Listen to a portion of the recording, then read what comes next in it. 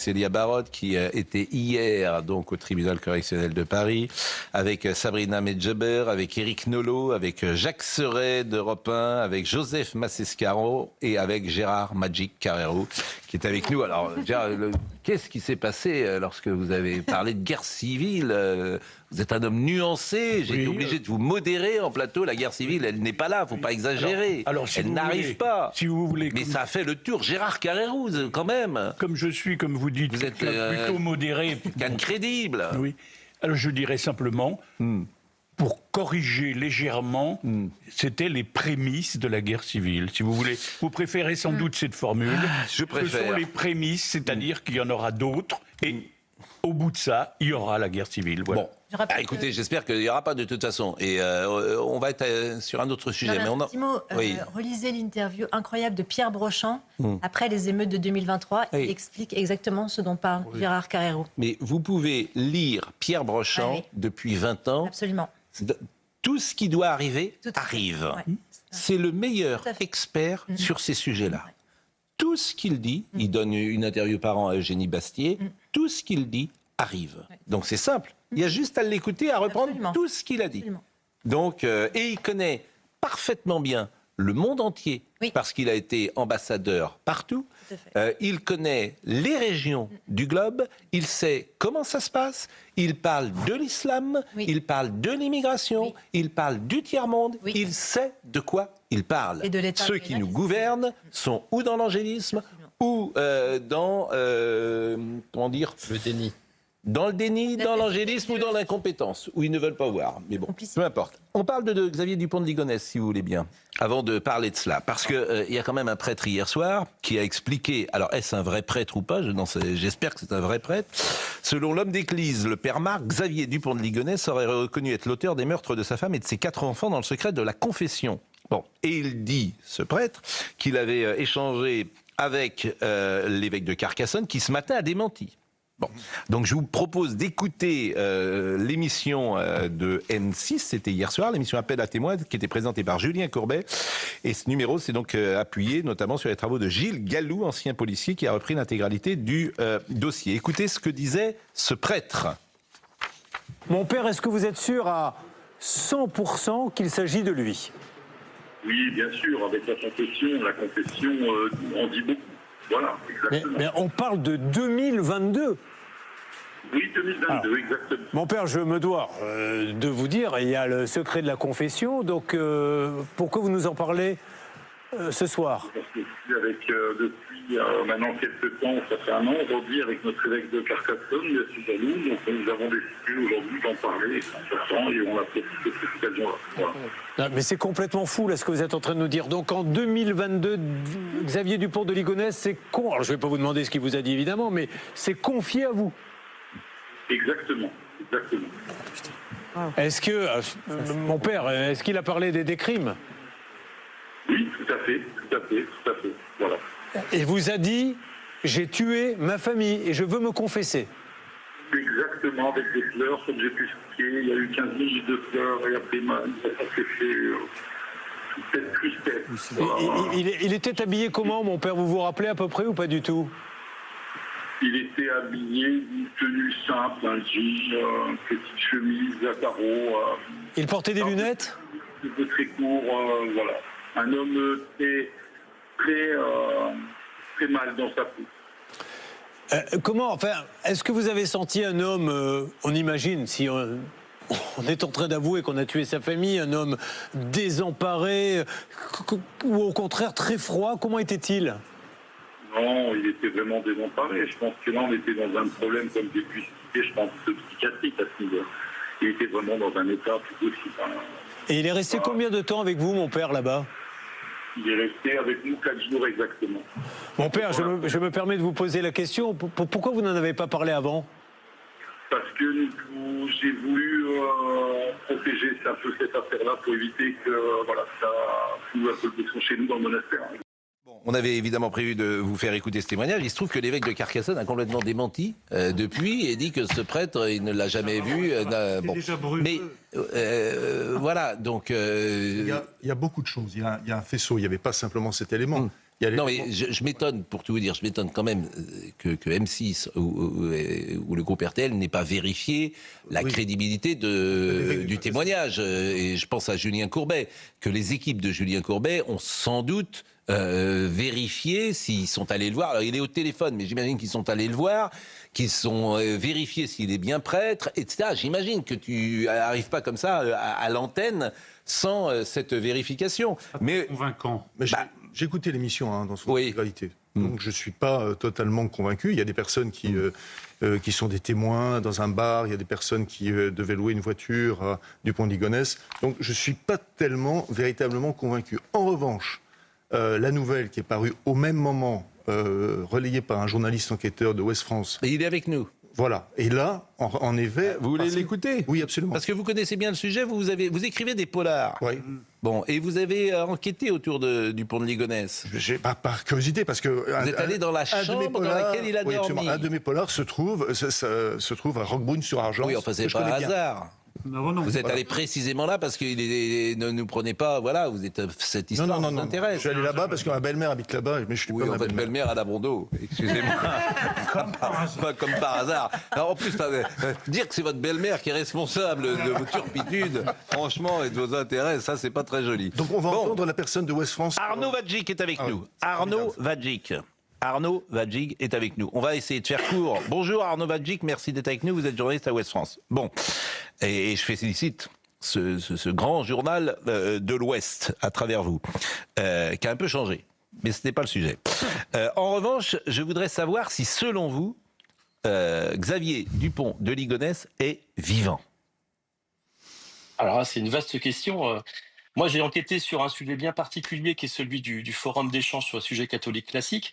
Pour tout vous dire, avant d'enquêter sur ce sujet-là, j'étais persuadé qu'il s'était suicidé. Maintenant, plus ça va, plus je doute, forcément, parce que ce qu'on a découvert, c'est assez troublant. Et qu'est-ce que vous avez découvert ? En fait, pour comprendre, il faut reprendre un peu le contexte. Xavier Dupont de Ligonnès, quand il disparaît en avril 2011, les enquêteurs découvrent qu'il se connecte à un forum qui s'appelle citécatholique.org, un forum d'échange sur les sujets catholiques, et qu'il a continué à le faire presque tous les jours après les meurtres. Il avait 2 pseudos, Ligo et Chevy. Donc on s'est dit, si XDDL, comme on le surnomme par ici, utilisait ce forum, est-ce qu'il y avait un 3e compte ? Et c'est là que, en cherchant avec l'OSINT, l'open source intelligente, on est tombé sur Epsilon.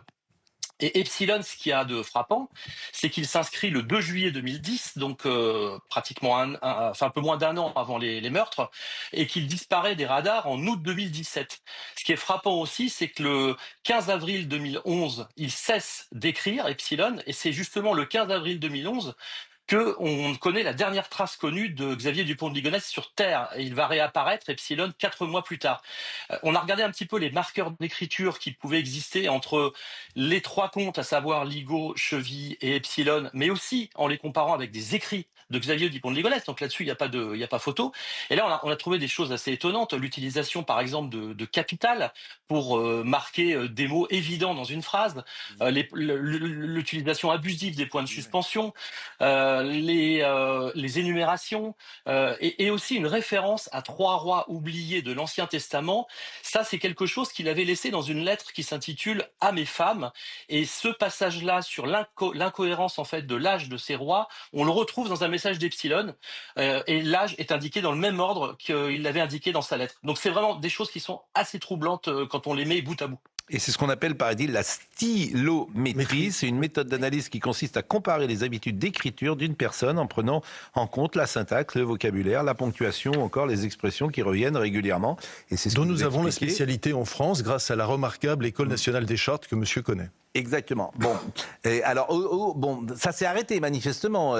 Il n'a plus écrit depuis la dernière écriture qui pourrait être signée Ligonnès. Date de quand ?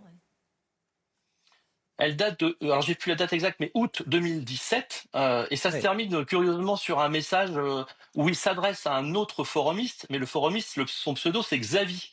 Et donc le dernier message d'Epsilon connu, c'est avec Xavi, avec un émoticône.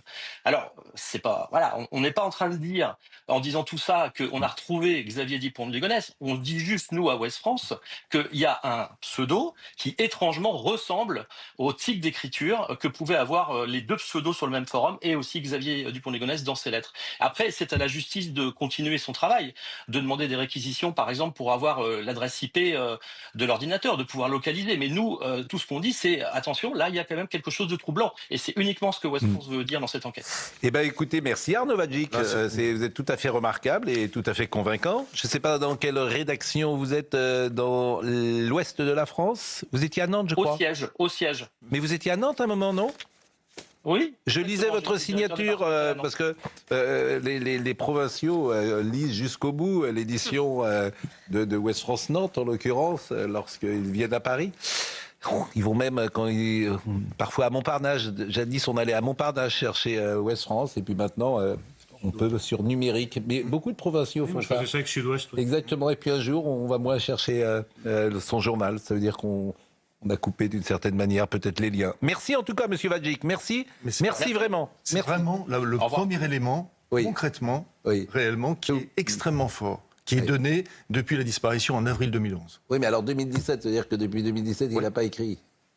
Non, il a écrit jusqu'en 2017. Je suis d'accord, mais depuis 2017, peut-être que depuis... Peut-être qu'il est allé dans d'autres formes. Je rappelle juste quand vous interrogiez votre belle-mère. Je rappelle juste qu'en 2018, pour venir à ma belle-mère, en 2018, le monastère de Roquebrune-sur-Argence, car il y a un monastère à Roquebrune-sur-Argence qui, bizarrement, n'avait jamais été visité, n'avait jamais été fouillé. Tout avait été fouillé, sauf le monastère de Roquebrune-sur-Argence. Alors, on ne sait pas pourquoi. Donc, et tout simplement parce que beaucoup d'enquêteurs aussi estimaient que Xavier Dupont de Ligonnès était mort et qu'il s'est donné de la mort dans une des grottes de Roquebrune-sur-Argence. Non, mais moi, j'ai l'impression... Éric Nolot. Il y a tellement de gens qui ont envie que Xavier Dupont de Ligonnès soit vivant parce que ça rend l'histoire plus intéressante.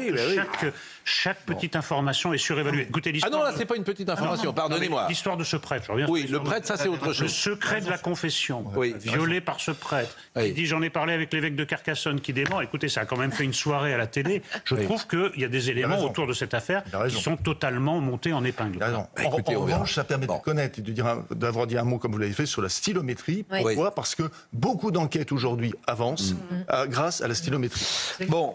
Célia Barotte est avec nous. 2 jours complets Alors, il y a 2 après-midi. Et combien de personnes vous avez vu, entendu, écouté ? Eh bien donc, pour ma part, dans ma salle, hier, il y en avait 7 personnes en lien avec les dossiers du PSG. Mais au total, c'était 13 personnes jugées en comparution immédiate lundi.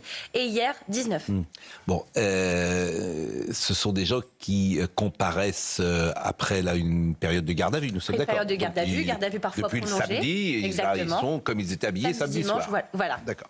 Beaucoup de rouge et bleu dans le box. Bon, ils ont un avocat. Commis d'office, majoritairement. Bon, et vous, alors, l'impression que vous avez quand vous les écoutez, ils plaident coupables, ce sont des jeunes gens.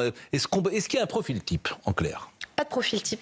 Quand même une majorité de primo-délinquants. Hier, on avait quand même aussi des profils de récidivistes, avec des personnes dont le casier était quand même assez chargé. Par exemple, le cas d'un homme qui est sorti de prison en avril dernier. Il y a aussi ces profils de personnes qui n'habitent pas en région Île-de-France, mais qui se sont rendus à Paris. Il y a deux jeunes hommes qui sont venus de Villefranche-sur-Saône. Ils sont âgés de 19 ans. Il y avait aussi ces cas de personnes qui habitaient, qui sont d'Espagne ou encore de Belgique. Et il y a aussi ces profils de personnes qui nient partiellement les faits et qui ne contestent pas forcément, totalement. Alors, j'ai parlé d'un jeune homme, pas d'un jeune homme, d'ailleurs, il a 34 ans. Il s'appelle Maher, je ne sais pas comment on dit, Maher S. Bon, vous l'avez vu, ce Mon collègue Tanguy Hamon, oui, parce qu'il a fallu qu'on se partage les salles. Je rappelais les faits reprochés, violence sur policier avec arme, il a un visage dissimulé, outrage sur personne dépositaire de l'autorité publique, il mord le policier, il lui crache dessus, il a déjà été condamné défaut de permis, narcotrafic, pas narcotrafic, mais trafic de drogue, etc. Bon.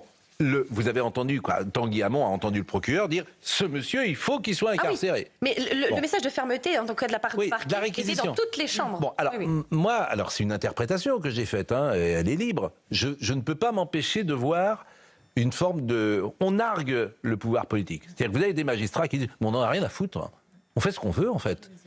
On est les magistrats ». Et je dirais pas la phrase qui pourrait aller derrière, qui est encore plus vulgaire. Mais la grille idéologique, ce sont des gens, il faut être indulgent avec eux. Et Gilles William Goldnadel, il disait hier, délinquance financière, t'es en prison. Et en prison. Bon, alors est-ce que vous avez perçu ça ou pas? Et là, je vous mets peut-être dans l'embarras en posant cette question. Oui, c'est parce que vous avez vu les magistrats qui... Moi, je voudrais bien les voir, ces magistrats. Je voudrais bien qu'ils... Plus exactement, je voudrais les entendre. Hier, on s'est dit, il manquait plus que vous dans la salle pour constater déjà le désordre dans ces salles d'audience. Ça vous ferait pas mal d'éditos à écrire. Mais pourquoi? Parce que déjà, entre la mauvaise organisation de ces audiences, des présidents qui nous disent on n'a pas eu le temps d'étudier le dossier, il sera renvoyé. Ils n'ont pas eu le temps d'étudier le dossier depuis samedi. Ensuite, un désordre au niveau des avocats commis d'office. Il manque des avocats, les dossiers aussi. Il y a des incohérences, beaucoup d'erreurs. Vraiment, il y a un irrespect aussi du justiciable et des familles aussi qui parfois font appel à des avocats qui ne sont pas là, pas présents. En tout cas, c'était le bazar. C'est intéressant ce que vous dites. Ah oui, c'est absolument rien que déjà pas sur montré. rien que déjà sur la forme, c'est compliqué. On devrait montrer ça d'ailleurs, parce que c'est... en fait, c'est un... Dans la France, c'est un bordel général. Ah oui, et dans les tribunaux... Mais c'est vrai, à l'école, à l'hôpital, mais c'est ce que vous nous dites. Ah oui. Rien n'est en place. Non. Tu payes partout, tu payes des impôts partout, et c'est le bordel. Jusqu'à quand? Je ne sais pas. Terminé. Et donc, avec mon collègue Tanguy Hamon, mais aussi avec mon confrère d'Europe 1, Jean-Baptiste Marty, lorsqu'on couvrait ces comparutions immédiates, on était quand même vraiment... choqué de cette différence entre les réquisitions et les condamnations, parce que c'est vrai que souvent les condamnations dans tous les procès, il y a toujours une petite différence entre les réquisitions, mais pas énorme.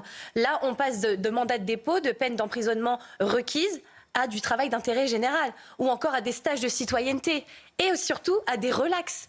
Il y a eu énormément de relax concernant des chefs de violence, parce qu'on nous dit que c'est pas caractérisé, qu'on n'a pas pu identifier, et donc on relaxe. Ça dure combien de temps à chaque fois le passage ça peut varier, ça peut être entre 20 minutes et 40 minutes, 45 minutes en fonction des plaidoiries des avocats et des questions. Dans la salle, les familles sont dans la salle? Il y avait des familles, des soutiens aussi, c'est public. J'invite vraiment tout le monde à se rendre dans les tribunaux, à assister à ces comparutions immédiates. C'est votre argent, vous payez pour cette institution. Allez voir comment la justice est rendue. Et oui, ça me fait peur. Oui, mais il manquait que vous. J'ai pensé à vous hier, Pascal. Oui, mais non, mais parce que ça moi, va vous inspirer de nombreux éditos. Je suis d'accord avec vous, mais bon, ça nous fait pas rire, en fait. Non, ça fait peur. Quand on voit déjà la forme de ces audiences, c'est compliqué. Bien sûr, parce que c'est pas montré à la télévision. On n'a pas le droit de filmer. Je comprends qu'ils se planquent. Parce qu'effectivement, les gens diraient, mais qu'est-ce que c'est que ce bordel, en fait? On a des dossiers. Voilà. Tout est surchargé, on renvoie parce qu'on n'a pas eu connaissance du dossier. Des avocats qui ne connaissent même pas le dossier de leurs clients et qui, du coup... plaide sans forcément plaider, c'est compliqué. En fait, c'est l'effondrement.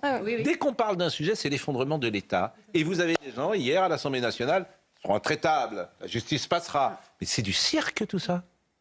C'est du cirque. Le seul discours de fermeté, il venait de la part du parquet. Vraiment, sur ces 2 jours, il faut le souligner, le parquet de Paris a été intraitable. Bon, écoutez, merci, si j'ose dire, de nous donner ces informations. L'immeuble envahi, ça aussi, ça a frappé les gens. Et ça les a frappés fortement, parce que c'est le début. Ils arrivent, ils entrent maintenant dans les immeubles. Donc vous allez voir, et puis Thibault... Comment? C'est les prémices. Voilà. Oui, alors, comme vous dites, voyez le sujet de Félix Perrola.